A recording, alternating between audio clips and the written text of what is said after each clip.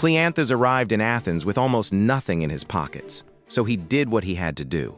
He carried water at night. He dug gardens before dawn.